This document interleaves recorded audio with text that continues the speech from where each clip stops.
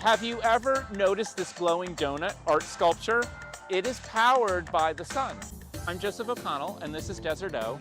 It's the first art piece I ever made, and I kind of wish I could take back the name because everybody calls it the donut, including us at home. But, you know, it is what it is. You name it, and then you're stuck with it. Surface is translucent. You can see inside, and it has a skeleton inside.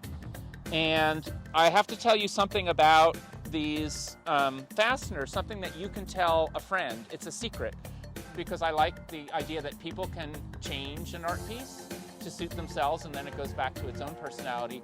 We built a secret button. So one of them is a secret button.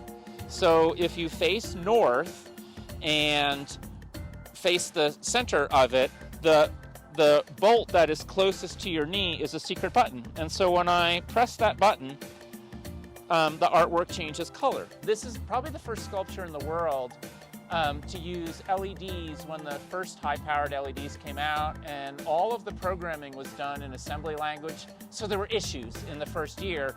And the reason it has programming is it has a color pattern that changes, and every night of the week is different. So occasionally I'll come here in the evening and someone will say, "Hey, let me show you something that I bet you never saw."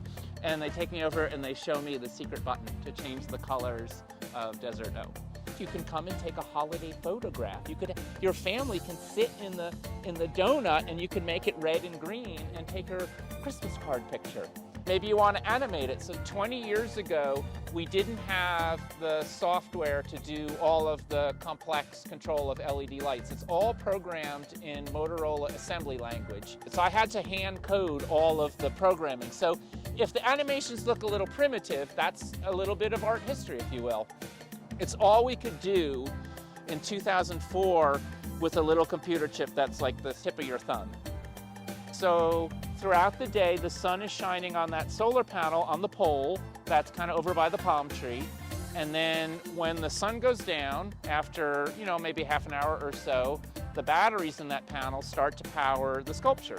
I'm really into marine life. My wife is a marine biologist. This is partly inspired by seashells, because the surface of a shell is like this mathematical arrangement of tiny little dots, and that's what these bolts are.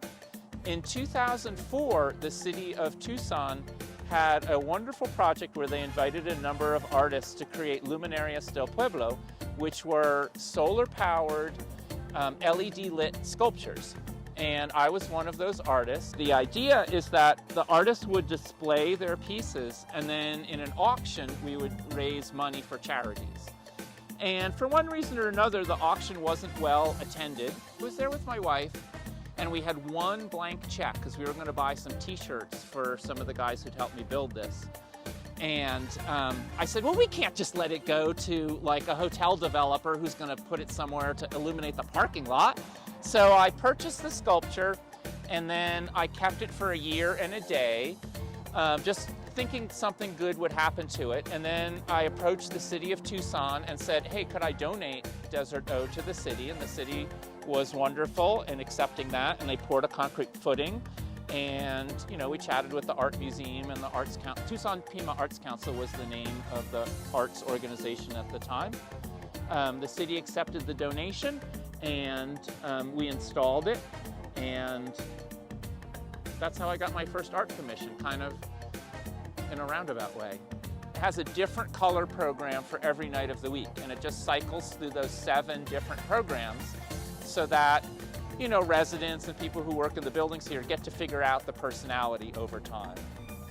I like to think of an art piece as another being in society that kind of has a little bit of its own space, but it lets you communicate with it and, change it in a way it responds to you.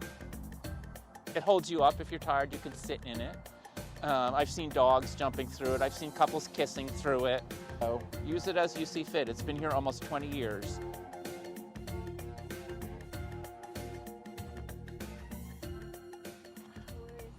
Right here. Oh, really? Yeah. It wasn't you? That is me.